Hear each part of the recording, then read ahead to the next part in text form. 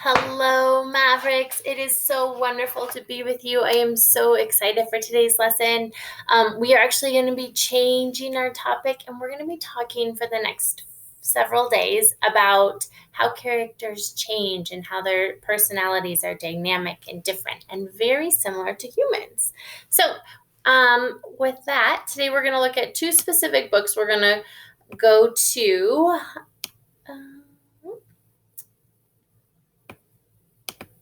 We're going to go to All for Me and None for All by Helen Lester.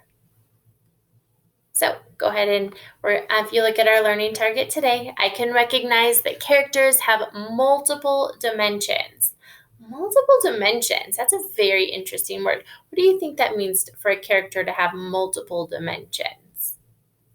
Think. Maybe you can think out loud. Maybe you can talk to someone sitting next to you. What do you think that means, having multiple dimensions?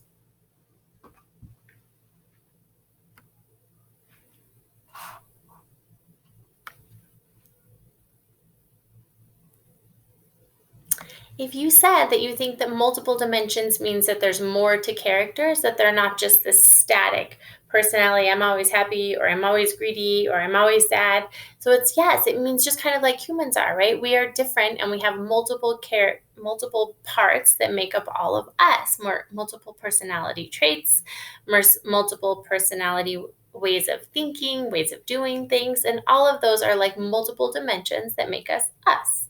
So get your bow and arrow up. Get ready. On 2, 1, 2. I can recognize that characters have multiple dimensions. Pew!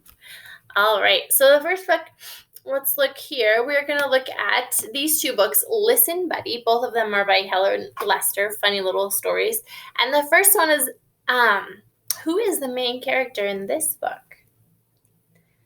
Well, he's sitting on the cover, right, with his big, long ears, and it's Buddy, our very friendly rabbit.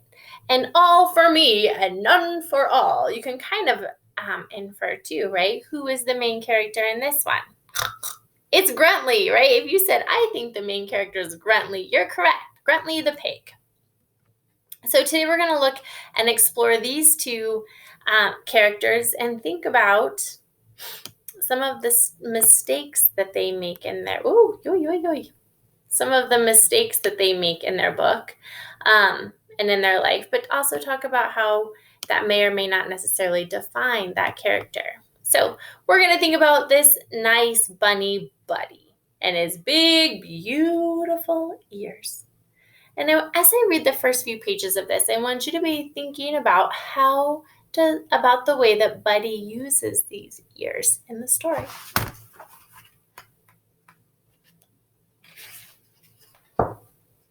Yeah.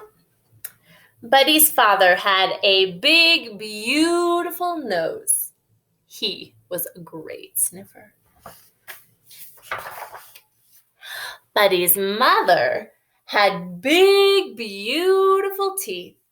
She was a great jumper. Buddy had big, beautiful ears. It didn't matter. What?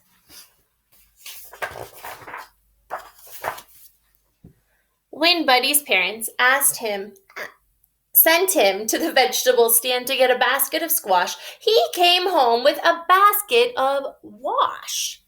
When they asked him to buy 15 tomatoes, he came home with 50 potatoes. You might be noticing some things right now about the way that Buddy uses his ears. Buddy's father said, Listen, Buddy, will you please bring me a pen? Who? Asked Buddy. You, said his father. Will you please bring me a pen? A what? Asked Buddy. A pen, said his father. Will you please bring me a pen? Sure, said Buddy. Buddy's father said, listen, Buddy. Because what did he bring him instead? A hen. Buddy's mother said, Listen, Buddy, will you please get me a slice of bread? Who? Asked Buddy. You, said his mother, will you please get me a slice of bread? A what? Asked Buddy. A slice of bread. Will you please bring me a slice of bread? Sure, said Buddy. Oh, Buddy's mother said, listen, Buddy. What do you think Buddy thought that she said? Probably a slice of bed. But who's that going to help? Now, one thing I want you noticing, right? It's not that his ears are broken. It's not that they're not working. It's that he's making a choice. And I want you to think about, what is he doing here instead? Where is his focus when someone is talking to him? Do you think it's going to be hard to hear something if you're not focused on what you're watching? Sure. So the problem that Buddy faces isn't something that he doesn't have control over. It is a choice that he is making. Look, when his dad is talking to him, what is he choosing to do instead? Yes. So do you think it's going to be hard to figure out what is he supposed to do if he's not really paying attention and focusing? You're absolutely right. So what do you think about the way that Buddy uses his ears in the story?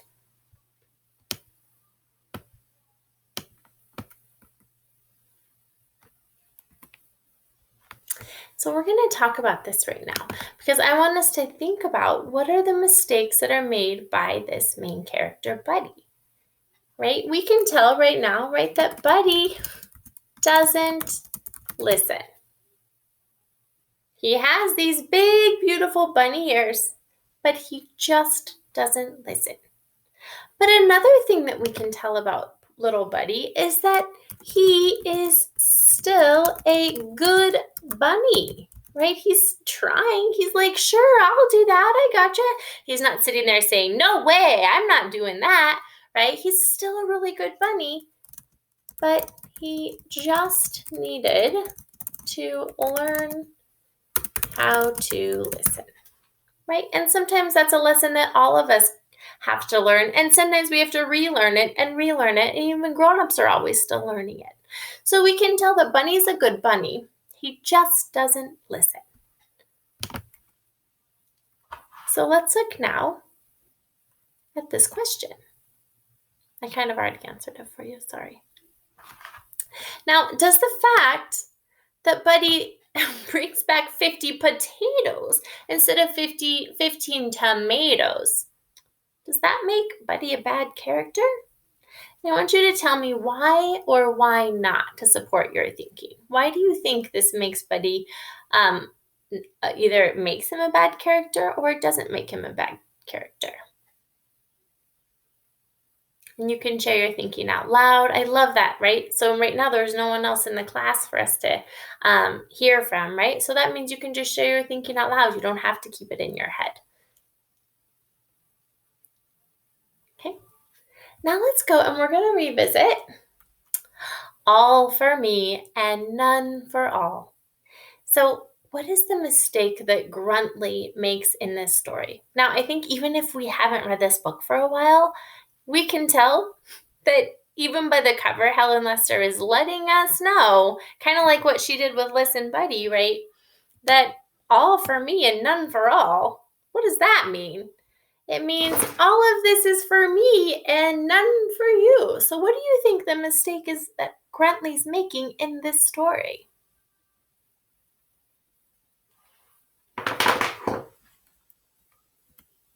Right? In this story, Gruntley just doesn't know how to share. He's just not getting it yet, right? So we're going to write that down over here. Okay, we haven't discussed yet, but on how this changes him, but Gruntley does not yet know how to share. Okay, whoop.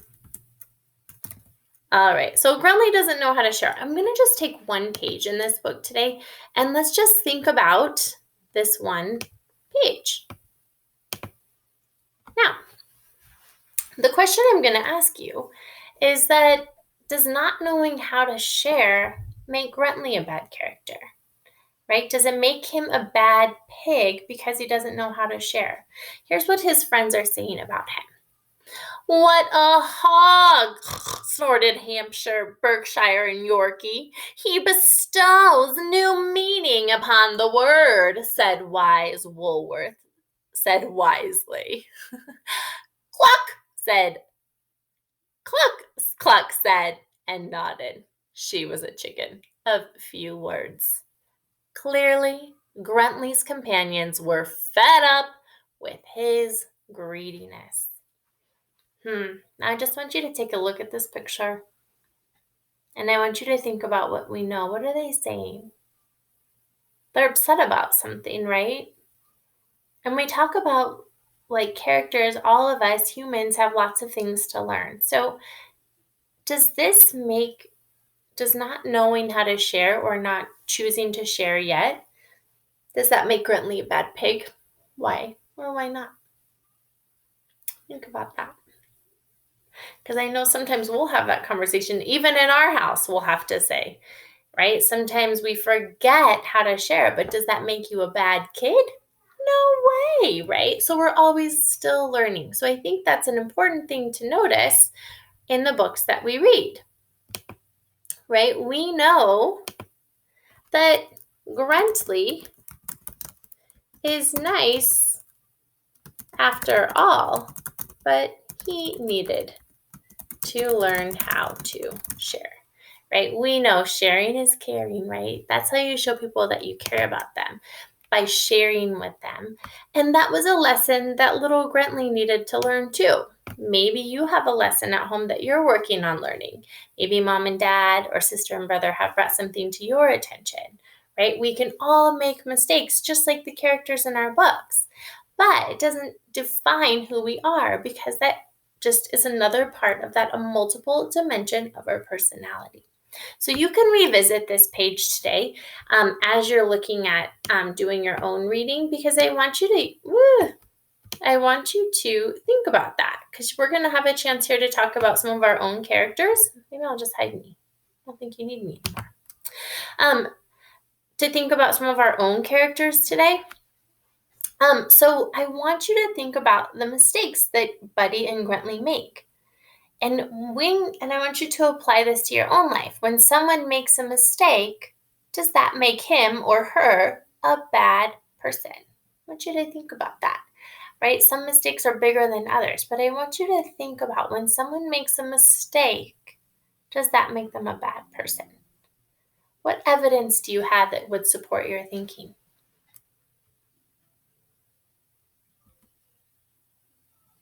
All right, readers, so I am really excited to be sending you off today, because today we learned that characters can make mistakes and they can change throughout the story.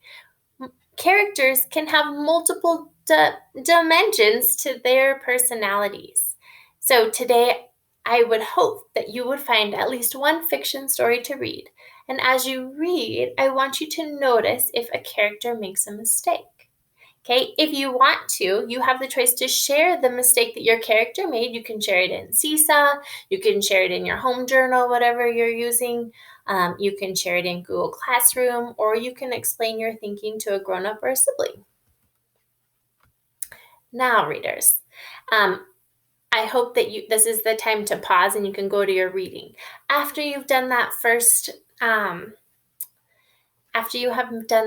lesson, then I want you to come back if you are choosing to accept today's challenge. Because today I would like for you to use your at-home reading response journal, Google Classroom, or another format. And I want you to write about a character that you know that has made a mistake. Have you ever made a mistake like the character? And I want you to discuss both situations in your writing. Here's a fun optional read aloud that I'm going to include. And if you don't want to listen to this wonderful story, that is totally your choice. But I'm going to go ahead and play it for us here, because I enjoy this story with a wonderful lesson. Story time. I know why you're reading this book.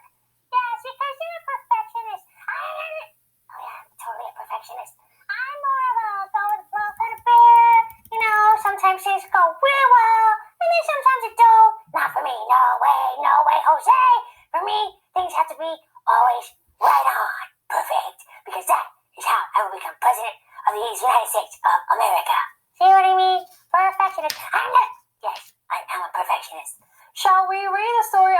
who never made mistakes? Yes, I want to see how she did it. Yeah, I need to see how that story ends. What do you mean by that? Nothing. Huh. Okay, please read. Okay, I will. The Girl Who Never Made Mistakes by Mark Pett. Hey, Mom! Thank you for letting us read the book. Oh, look at that. The Girl Who Never Made Mistakes juggles. That's an impressive skill to have. And, if you make a mistake, everything goes tumbling, so she must practice a lot. For Beatrice Bottomwell, Friday began like any other day. She's waking up, and her gerbil thing is waking up over here. I say gerbil thing because I'm not sure. Sometimes I think it's a thing, and it turns out it's another thing. She matched her socks. Good job. And, of course, she put her shoes on their proper feet. Basic. Very, very good. She remembered to feed her hamster Humbert. Bah Humbert. His favorite food is broccoli. Oh, Humbert is a healthy hamster. And when she made a sandwich for her brother Carl's lunch, she used exactly the same amount of peanut butter as jelly. Perfect 50-50 proportion. See, I said gerbil. Turns out it was a hamster. What did I tell you? I can't always tell the animal. But there she is. Oh, my goodness. Now, so Rachel was kind of hankering for a peanut butter and jelly. Me too. Okay, well, make us both one. When she stepped outside to greet her fans, oh my, is she an internet star of some kind? She didn't forget to say good morning and thank you. Even the news chopper 5 is on the scene. They asked her if she made her bed. She had. They asked her if she forgot to do her math homework. Nope. What about tonight's talent show? They asked. I'm ready, she said, Beatrice with a smile. After all, her juggling act had won 3 years in a row. 3 years. That's a streak of perfection. Now, most people in town didn't even know Beatrice's name. Well, why not? They just called her the girl who never made mistakes. Oh. Because for as long as anyone could remember, she never did. Now, unlike Beatrice, Carl, little brother Carl, made lots of mistakes. I think Carl's more my speed. I think he might be too. He ate his crayons. He drew with his green beans. Oh, okay. It is not easy being green. Crazy crayons. He danced with his hands and played the piano with his feet. Carl loved to make mistakes. I wouldn't say I love to make mistakes, but I'm really open to it. Okay, fair enough. At school, Beatrice was on the cooking team with her 2 best friends, Millie and Sarah. And to make their giant rhubarb muffins, they needed 4 eggs. Beatrice went to the refrigerator and carefully chose the biggest, eggiest eggs she could find. But on the way back, oh no. She slipped. Her leg slipped out from under her and the eggs went flying. Oh no! I know. Beatrice was about to make her first mistake. And boy, that was going to be a messy one, but she didn't. Oh, that was close, thought Beatrice. 1, 2, 3, 4. Sorry, Beatrice, I dropped a piece of rhubarb. Oh, I'm gonna. Boy, for the rest of the school day, Beatrice could not stop thinking about her almost mistake. Almost. But she couldn't stop thinking about it at school, at the playground. It was really raining on her parade. On her way home from school, Beatrice watched Millie and Sarah ice skating in the park. Come join us, said Millie. It's fun, said Sarah. Beatrice watched them slip and slide on the frozen pond. Millie and Sarah laughed as they wobbled on the ice. No thanks, said Beatrice. At supper, Beatrice barely touched her food. Is everything all right, kiddo? Asked her dad. I'm worried I'll mess up tonight, said Beatrice, and everyone will be watching. Worry? You don't make mistakes, he said with a smile. Beatrice tried to smile too. Meanwhile, this one's eating with his food on his head, so talking about having opposite kids. After supper, Beatrice got ready for the talent show. First, she woke up Humbert from his nap. Hey, time to go, Humbert. And next, she got the salt shaker from the kitchen table, and then finally, she filled the balloon with water. So she's got 1, 2, 3 steps. The school auditorium was packed. The band's warming up. There's a There's a mime. Beatrice felt her stomach jumping around inside of her. Ooh, audience is packed in there. Beatrice waited for her juggling music to begin. Man, this almost egg slip-up really got into Beatrice's head. The music began. That's her! That's the girl who never makes mistakes, said a woman. Ooh, we know she'll be perfect, said a man. When the music started, she tossed Humbert into the air. Next, she added the salt shaker, and finally the water balloon. Beatrice didn't miss a beat. The crowd clapped with delight. Clap, clap, clap, clap, clap. But Beatrice noticed something odd about the salt shaker. The specks falling out of it were not white. Oh no. Instead of the salt, did she grab the pepper? Uh-oh. Humbert was so surprised by his sneeze that he grabbed the water balloon with his claws. Kablooey.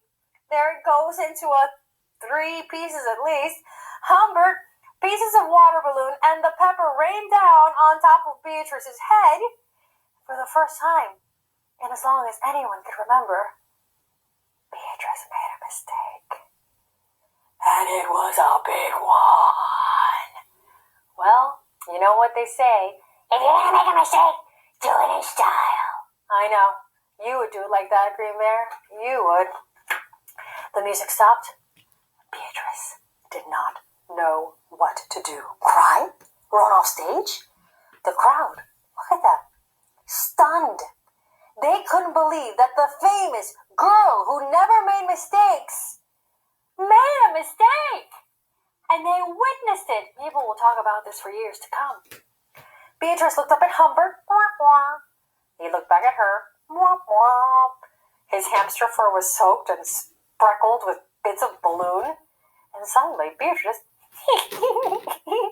let out a giggle. And the giggle grew into a chuckle. And the chuckle became a laugh. The people in the crowd looked at each other, and then back at Beatrice, back at each other. They began to giggle, then chuckle, then finally roar with laughter. Beatrice and the audience laughed until they couldn't even remember why they were laughing.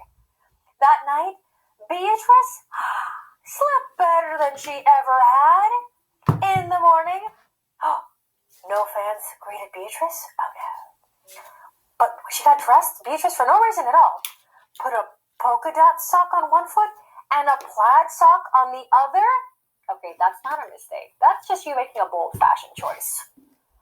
Beatrice and Carl made sandwiches, and this time they put the peanut butter and jelly on the outside, and they called it an outside PB&J. I see where this is going. All right, let's finish getting there. Okay. Let's see. The lunch was, well, obviously messy, but obviously very delicious.